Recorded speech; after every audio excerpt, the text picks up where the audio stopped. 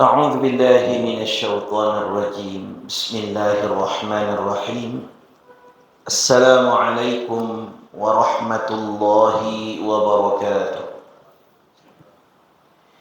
إن الحمد لله والصلاة والسلام على رسول الله وعلى آله وأصحابه أجمعين أشهد أن لا إله إلا الله وحده لا شريك له تقريرا به وتوحيدا وأشهد أن محمدا عبده ورسوله اللهم فصل وسلم على حبيبك وأسواتنا وقدواتنا وسيدنا المصطفى اللهم صل على محمد وعلى آله وأصحابه أجمعين يا أيها الذين آمنوا اتقوا الله حق تقاته ولا تموتن إلا وأنتم مسلمون.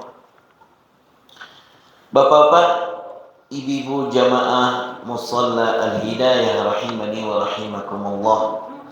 Sudah banyak pertemuan kita di dalam pembahasan kitab Khawatir Qur'aniyah itu terfokus ke dalam surah An-Nahl, surah 16 dalam Al-Quran, yang mana sasaran utamanya di dalam surah ini sebagaimana kita sampaikan adalah bagaimana Allah merinci nikmat-nikmat yang Allah berikan, termasuk nikmat Al-Quran, nikmat wahyu, nikmat diutusnya Rasul, nikmat rahmat dari Allah Subhanahu wa Ta'ala, bahkan nikmat-nikmat sedetil-detilnya dibahaskan di dalam surah An-Nahl ini. Maka insya-Allah pada pertemuan kita di siang yang singkat ini kita akan menyampaikan khitam atau penutup daripada surah An-Nahl ini. Yang pertama Bapak Ibu, dalam surah An-Nahl ini setelah dirinci sebegitu banyak tentang nikmat yang Allah berikan kepada makhluknya, maka selanjutnya Allah mengetengahkan figur manusia yang dimuliakan oleh Allah dan dia bersyukur atas nikmat yang Allah berikan. Maka siapakah figur yang Allah tampilkan dalam surah An-Nahl ini? Figurnya tak lain tak bukan adalah Nabi Ibrahim alaihissalam. Maka Allah abadikan pujian terhadap Nabi Ibrahim sebagai figur yang bersyukur kepada Allah. Di dalam surah An-Nahl ayat 120 yang mana Allah sampaikan, a'udzu billahi minasyaitonir rajim, inna Ibrahim kana ummatan qanitan lillahi hanifa. Sungguh Ibrahim itu adalah seorang pemimpin yang dapat dijadikan teladan, yang patuh kepada Allah, lagi hanif atau lurus. Walam yaku minal musyrikin, dan sekali-kali Ibrahim bukanlah termasuk orang yang mempersekutukan Allah. Nah, di ayat 121 dijelaskan syakiran li an'amih. Ibrahim itu adalah orang yang mensyukuri nikmat-nikmat Allah, yang mensyukuri segala pemberian Allah.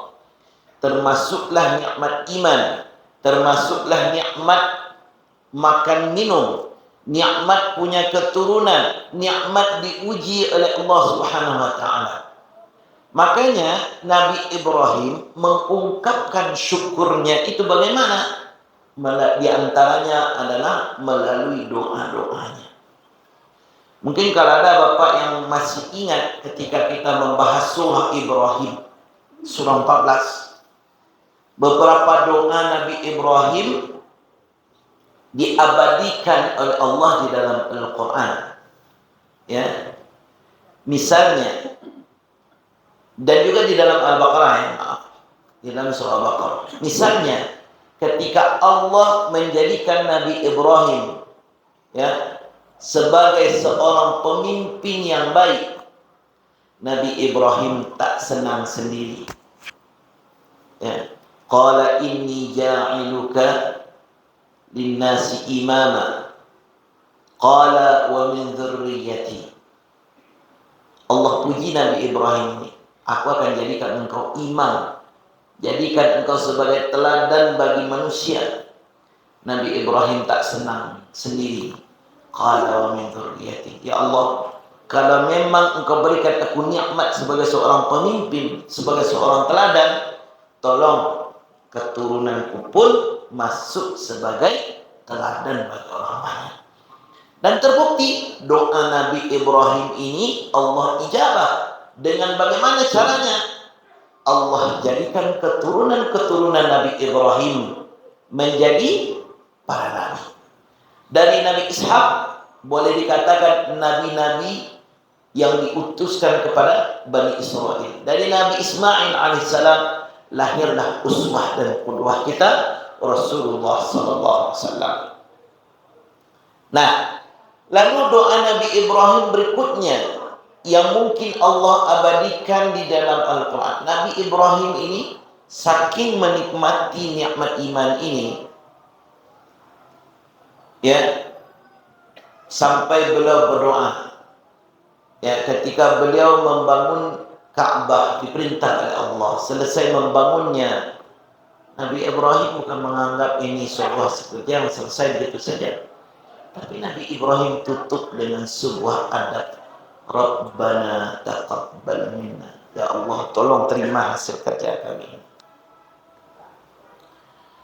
Dan Nabi Ibrahim diperintah oleh Allah untuk bangun Ka'bah. Setelah selesai, apa doa Nabi Ibrahim?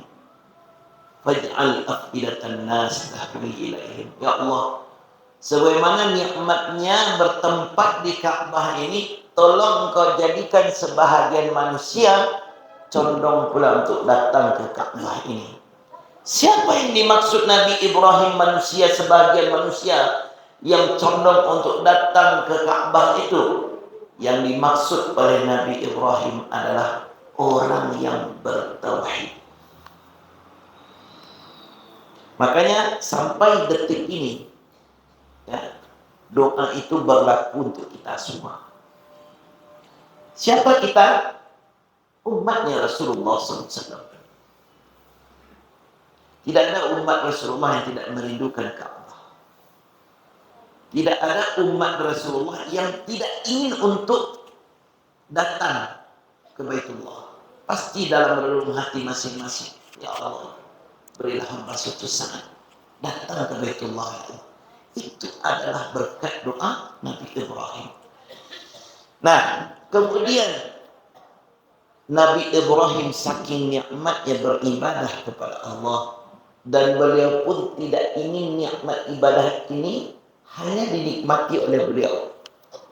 Ini terbukti dalam doa beliau, Rabbi ja'alni muqimas salah wa min dzurriyyati rabbana wa taqabbal du'a. Ya Allah, jadikan aku orang yang senantiasa mendirikan salat, dan hendaknya Engkau jadikan pula nikmat ibadah sholat ini berikan kepada keturunanku.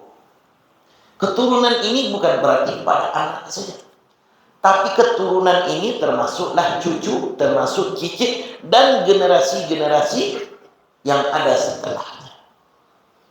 Dan ini terbukti keturunan Nabi Ibrahim semuanya menjadi nabi. Nah, Bapak Ibu yang rahmati dan dikasihi oleh Allah Subhanahu wa taala.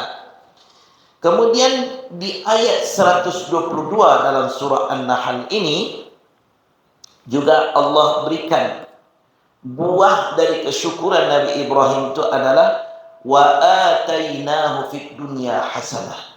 Dan kami datangkan, kami berikan kepadanya di dunia segala kebaikan. Bahkan Nabi Ibrahim saking menjaga tauhidnya, Allah uji Nabi Ibrahim ini, ya, termasuk orang yang baru mendapatkan keturunan di hari tuanya. Tapi Nabi Ibrahim tetap bersyukur kepada Allah Subhanahu wa taala, ya, dengan doa beliau yang telah menganugerahkan keturunan di hari tua beliau. Nah, kemudian Allah sampaikan di ayat berikutnya, summa auhayna ilaika.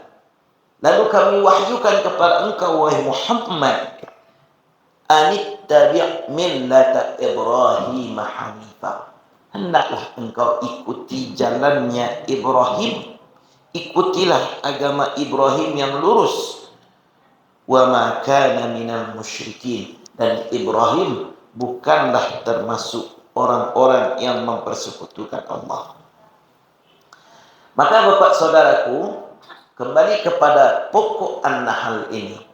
An-Nahl sudah kita katakan, surah ini berbicara tentang rincian nikmat yang telah Allah karuniakan kepada manusia, yang telah Allah karuniakan kepada makhluknya. Kemudian dirinci pula apa saja nikmat yang Allah berikan. Kemudian Allah berikan satu figur, yaitu Nabi Ibrahim yang bersyukur atas nikmat-nikmat yang Allah berikan. Dan selanjutnya, ya, kita sebagai hamba hendaklah mengambil ini sebagai teladan. Ketika nikmat yang Allah berikan itu kita syukuri, Allah akan balas pula syukur kita itu dengan nikmat yang lebih. Nah, selanjutnya kita penutup daripada surah ini. Kenapa dinamakan surah An-Nahl yang diartikan lebah? Ya, nanti ada namanya surah An-Namal yang artinya semut.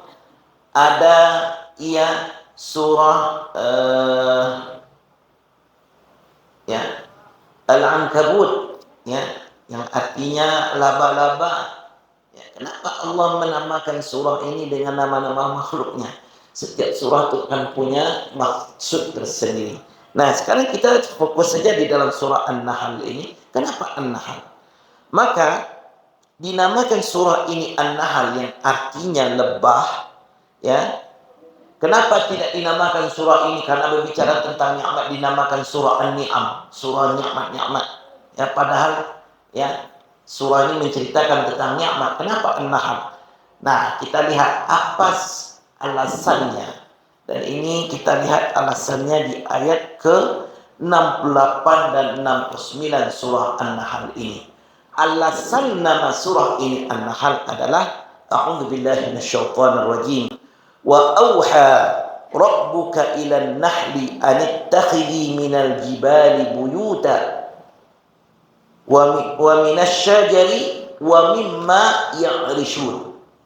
Dan Allah pun berfirman kepada lebah, buatlah sarang-sarang rumah-rumah kalian di bukit-bukit, di pohon-pohon, di kayu-kayu, di tempat yang dibikin oleh manusia.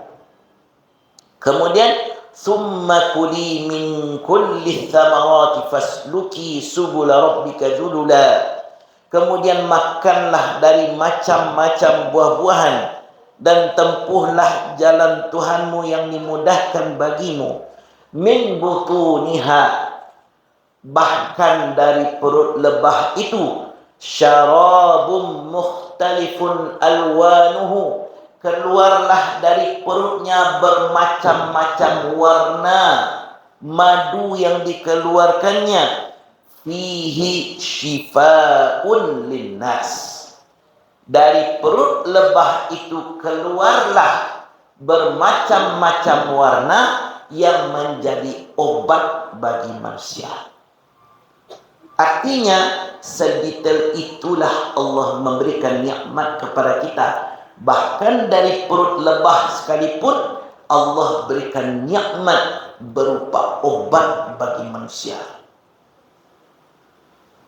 Nah, kemudian wa inna fi dzalika laayatin liqaumin yatafakkarun. Dan yang demikian itu adalah di antara tanda-tanda kebesaran Allah bagi mereka yang berfikir. Nah, jadi pertama, sesungguhnya lebah itu pengaturan kerajaannya, artinya di mana dia tinggal bersarang dan bagaimana dia menghasilkan madu, ini adalah merupakan nikmat ya yang besar dari Allah Subhanahu wa taala dan merupakan tanda kebesaran Allah. Dan yang kedua, diawali dengan firman Allah taala, wa auha rabbuka ilan nahl, dan Allah mewahyukan kepada lebah.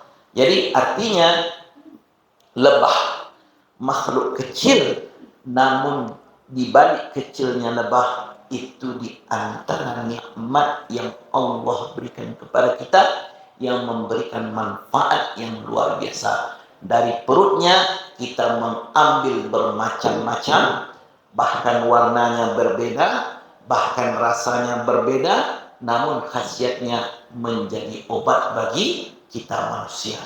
Mudah-mudahan surah An-Nahl ini menjadi renungan kepada kita agar bersyukur atas segala nikmat yang telah Allah berikan kepada kita.